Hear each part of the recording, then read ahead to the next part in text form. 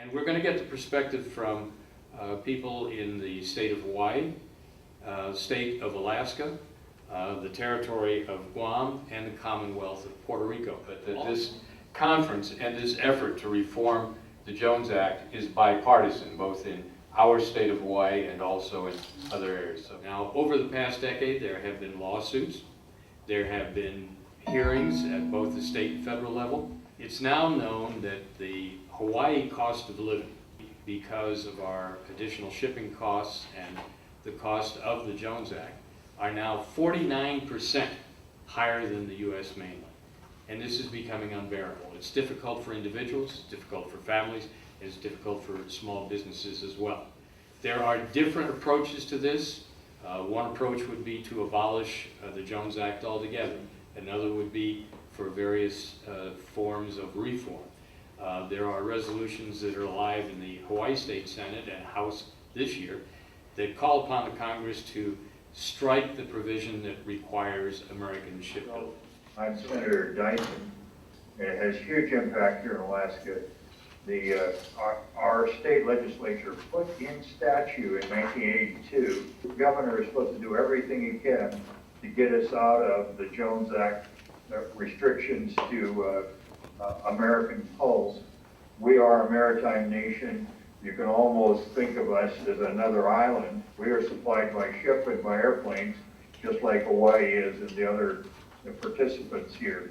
Plus, we have more coastline than all of South 48, and most of the goods move by boat along the coast. So being able to avail ourselves to a huge savings from having foreign constructed ships is very significant, and would be a reduction in our freight rates. We are thoroughly on board with the effort. Have you been in discussions with your union leaders in Alaska? I have not, but if you look back on the history of the Jones Act, it was a major effort to protect the workers at U.S. shipyards. Obviously, for national defense reasons and others, we got to preserve some U.S. shipbuilding capacity. And I do not believe that in general, our union workforce here, which is very large, will see that they have to join in brotherhood with the shipyard workers in the South 48 at the expense of Alaska's economic health. There have been initiatives on waivers before, such as November following the effects of Hurricane Sandy, in which the Secretary of Homeland Security Administration issued a temporary waiver on the Jones Act in order to allow no Jones Act oil tankers to transport oil from U.S. ports in the Gulf of Mexico, forced to provide additional fuel resources to the region. But definitely what we need is a full extension to all application in U.S. territories and states for an antique and protectionist law. If we truly want to create jobs and boost our economy development, we need to eliminate the implementation of the Jones Act in Puerto Rico too, to transform our island into a powerful transshipment destination. Local economists said in public hearings that we can grow at least 10% without the application of the Jones Act.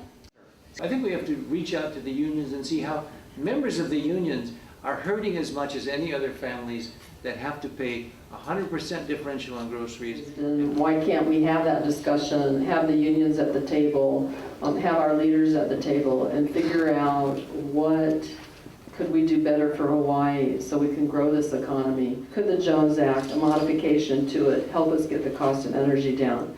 The cost of building major commercial ships in the United States is now well documented to be more than 5 times that of constructing comparable ships in Japan and South Korea. Together with China, Japan and South Korea built more than 90% of the world's new ships over 1,000 gross tons. Although there are approximately 38,000 self-propelled ships over 1,000 gross tons in the world today, the U.S. domestic shipping trades face a scarcity of large self-propelled ships.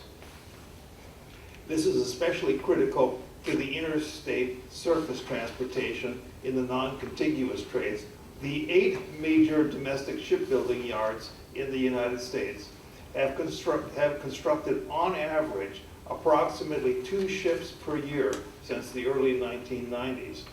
In comparison, Japan alone builds over 300 ships per year.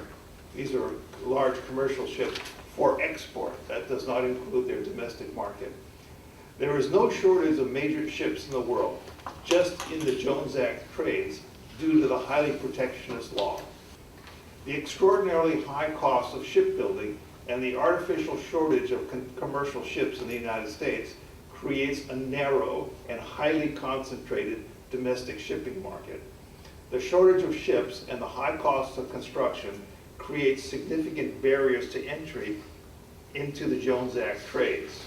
Virtually any potential new entrant ship operator is either unable, afford, or unwilling to acquire the necessary capital assets, namely U.S.-built ships, at such unrealistically inflated prices to challenge the incumbent companies. Because of their control of the domestic shipping market, the existing Jones Act shipping interests can pass the high costs of U.S.-built ships along to their customers, the shippers who own the cargo, and ultimately the American consumers. And that is especially hard-hitting on those residents in the non-contiguous jurisdictions that are completely reliant upon surface transportation for interstate commerce. It's now almost 100 years since the Jones Act was passed with the idea of protecting American maritime resources. We had, at the time that legislation was passed, and it's declined steadily since the day where it's a negligible part of the world's transportation. There are just 2 reasons that there is political support for the Jones Act. Number one is the original idea of supporting American shipyards and the American shipping industry, but given now that American ships are just not economically viable, that is no longer really supporting American shipbuilding industry. 2 ships a year doesn't cut it compared to what's coming out of South Korea and Japan. The other reason, and I did a lot of research of this about 10 years ago on campaign contributions to the supporters of the Jones Act, and it's very significant. Cabotage Task Force is now the American Maritime Partnership, and I've no doubt that it's exactly the same. It is one of the major contributors to political contributions, and one of the main reasons that many are reluctant to vote against it. And I think we can all understand that that money is the mother's milk of politics, but on the other hand, as somebody pointed out, the union members in the aggregate are being hurt far more by the Jones Act than are those few union members who are the beneficiaries of it. Are the numbers correct when you said there are only 90 out of the 38,000 vessels that are above 1,000 gross tons? That's 0.2%. I did. Yeah, it's a very tiny percentage. We have an artificial scarcity of large commercial ships in the domestic trades. And that's just created by the build requirement of the Jones Act. There is, in fact, no scarcity of ships in the world, just in the United States. Just in comparison, in 1920, we had 21% of the world's shipping. Of the ships in the world, how many are owned by U.S. citizens or U.S. investors? The ships are predominantly owned by other investors in the world, non-American. The reason for that is that up until the mid-'80s, about 20% of the world's fleet was in fact owned by U.S. interests. On the national security side, there's 3 points.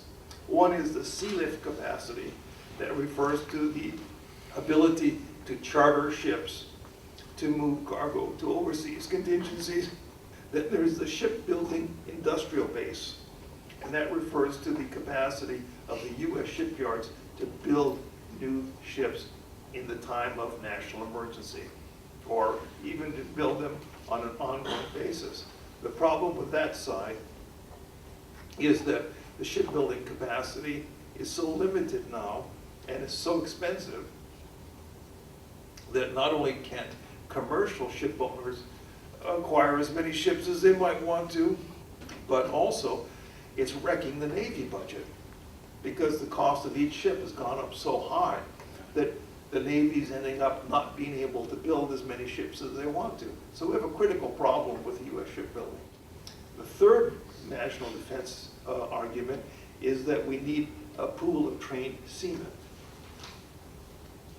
for national emergency. And, you know, these arguments don't hold up very well when you start to analyze them. And so the national defense argument for the Jones Act is really not a very strong one if you look at it point by point. It is time to align the domestic shipping operators in the non-contiguous trades with the rest of the world. It's time to remove the protectionist U.S. build requirement and compel the shipping operators to acquire their ships from far more efficient foreign sources. This is a realistic approach to bring real competition to the non-contiguous trades and relief to the shippers and consumers. Thank you for the We talk about the Jones Act in terms of protection and who it's actually protecting. And obviously it's not protecting the economies of our various jurisdictions, nor is it protecting the consumers. And ultimately it's not protecting the very people it's supposed to protect because we don't have more American shipbuilding. So